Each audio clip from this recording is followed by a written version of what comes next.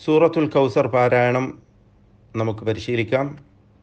ശ്രദ്ധിക്കേണ്ട കാര്യങ്ങൾ: ആദ്യ വചനം ഇന്നാ അഅ്തൈനാക. ഇതിൽ നൂൻ മുഷദ്ദദ, ഷദ്ദ് നൽകപ്പെട്ട നൂനിനെ മണിച്ചുകൊണ്ട് ഉച്ചരിക്കണം.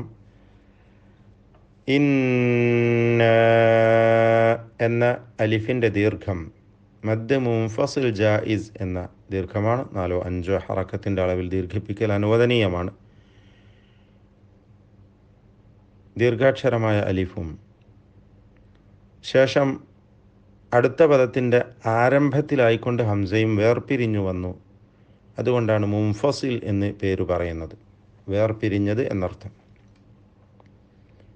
അഅ്തൈനാക, അഅ്തൈനാക, ഐന്, ത്വാ തുടങ്ങിയ അക്ഷരങ്ങൾ ശ്രദ്ധിച്ചുകൊണ്ട് തെറ്റുകൂടാതെ ഉച്ചരിക്കണം. ഐനിൻ്റെ മഖ്റജ് തൊണ്ടയുടെ മധ്യമാണ്. ത്വയ്നാക, ത്വാ തഫ്ഖീമോടുകൂടി ഉച്ചരിക്കേണ്ട ഹർഫാണ്. ത്വാ. അഅ്തൈനാക എന്നാൽ തഫ്ഖീം മറ്റക്ഷരങ്ങൾക്കൊന്നും വരാതെ സൂക്ഷിക്കേണ്ടതുമാണ്. അൽ കൗസർ, കൗസർ, റായിന് മാത്രം തഫ്ഖീം നൽകണം. വഖഫ് ചെയ്യുമ്പോൾ റായിൽ തഫ്ഖീം നൽകിക്കൊണ്ട് കൗസർ എന്ന് ഉച്ചരിക്കണം, പെരുപ്പിച്ചുകൊണ്ട് ഉച്ചരിക്കുക. തഫ്ഖീം എന്നാൽ പെരുപ്പിക്കൽ, സ്വരഭാരത്തോടെ ഉച്ചരിക്കൽ എന്നൊക്കെ അർത്ഥം. ഫസ്വല്ലി, ഈ പദത്തിൽ സ്വാദിന് തഫ്ഖീം നൽകണം, പെരുപ്പിച്ചുച്ചരിക്കണം. ഫസ്വല്ലി ലി റബ്ബിക, റായിന് തഫ്ഖീം നൽകി പെരുപ്പിച്ച് ഉച്ചരിക്കണം. വൻഹർ, ഇതിലെ സാക്കിന നൂനിനെ മണിക്കാതെ ഇൽഹാർ ഹൽക്കി നൽകി വെളിവാക്കി ഉച്ചരിക്കണം. റായിന് തഫ്ഖീം നൽകണം. ഇന്ന, നൂൻ മുഷദ്ദദ, ഷദ്ദ് നൽകപ്പെട്ട നൂനിനെ മണിച്ചുകൊണ്ട് ഉച്ചരിക്കണം. ഷാനിഅക ഹുവൽ അബ്തർ, അബ്, ബാഇൻ്റെ സുക്കൂൻ ഖൽഖല നൽകി വ്യക്തമാക്കി ചലിപ്പിക്കണം. റായിന് തഫ്ഖീം നൽകിക്കൊണ്ട് വഖഫ് ചെയ്യണം.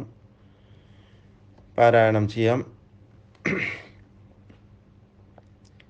ബിസ്മില്ലാഹിർ റഹ്മാനിർ റഹീം.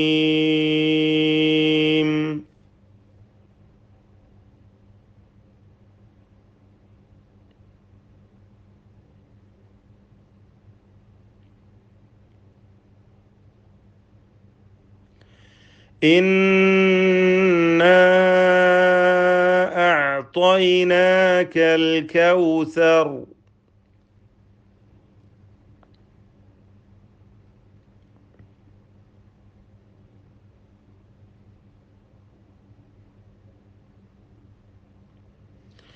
فصل لربك وانحر.